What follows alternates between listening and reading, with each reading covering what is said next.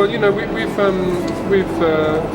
been around for 10 years now, but it's only now that we're grown to a scale where we can really start thinking about more investment into serious tooling, industrial tooling for super hard-wearing products. Up to now, we've been very happy to produce things that have got a primitive solidity about them. But this is a departure for us because it's an injection molded glass reinforced nylon chair, and so it's a different kind of scale of investment. It's a different mentality altogether, and it produces a chair which I think is very robust and can be used for many different possibilities, outdoors, indoors, conferences, restaurants, and domestic, office, you name it, I hope. Well, metal was my first love in terms of design. It's really the material that kick-started my interest in making things. Just by learning to weld and understanding how metal worked, it gave me this access into this amazing world of design and manufacture that I now inhabit. So it really was the first material I learned to work, the first products I ever sold, and the motor of my interest in the trade. I don't really spend a lot of time thinking too much. I think I have a kind of emotional response to industrial processes. Sometimes I'm very intrigued by how things are made. Obviously, I'm very interested also in the materiality of them. And depending on the object, I might work a bit more in sculpture mode or commerce mode. So I think every object has a different story in a way. It's a question that I'm often asked, and in a way, the inspiration will come from many different places. In this case, it's a functionality imperative. It was a chair that we couldn't find when we were doing interior design. So it was really pushed by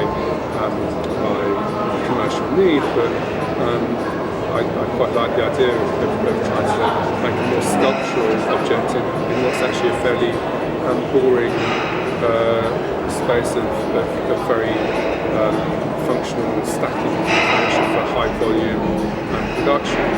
So the reason it's got an extravagant silhouette is partly because I wanted it to have some character, but also it follows very closely the ergonomics that you need for a comfortable chair. So the silhouette is partly functional, partly sculptural.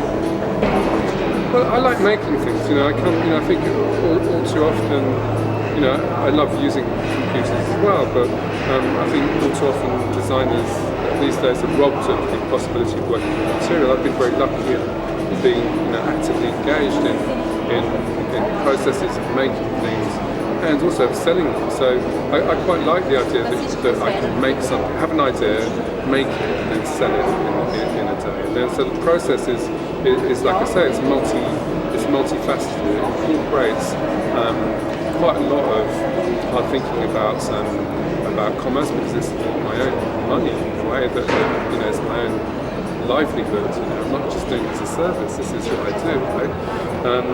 But it combines sculpture and functionality in a way which very few other jobs do. So that's design is a kind of great trade, because it allows you really to have a view on so many aspects of human life.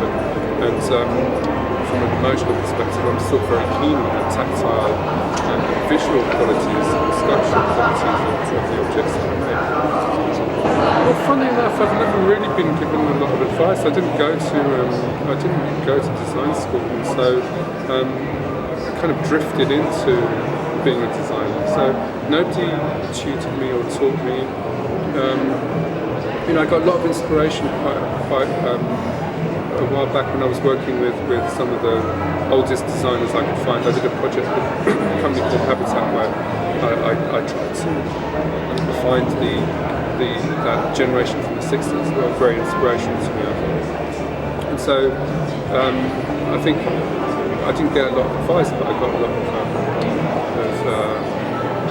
humility from them, you know, in terms of they really believe that design could save the world and improve people's lives.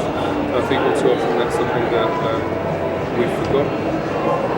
That's something I'm particularly good at actually. Yes. Well, I'm working a lot on trying to understand whether I can have a more flexible and more modern company that does interior products. You know, and I think our business is very old-fashioned in the way that it runs with big production of mass-produced items in usually made in low-cost environments. There's no real proximity between the customer and the manufacturing process, which is something I've always been interested in, seeing if I can bridge that gap. So I'm working a bit on that, and I'm working a lot on longevity, just in general, trying to see if I can give out really extended guarantees on things like 1,000 years, you know. And then I'm also working on new processes. So those might be some of the more digitally controlled processes of sheet metal working, for instance. But at the moment, I'm growing a set of furniture underwater with an artificial coral process, which I'm going to go see next week in NASA. So that's exclusive.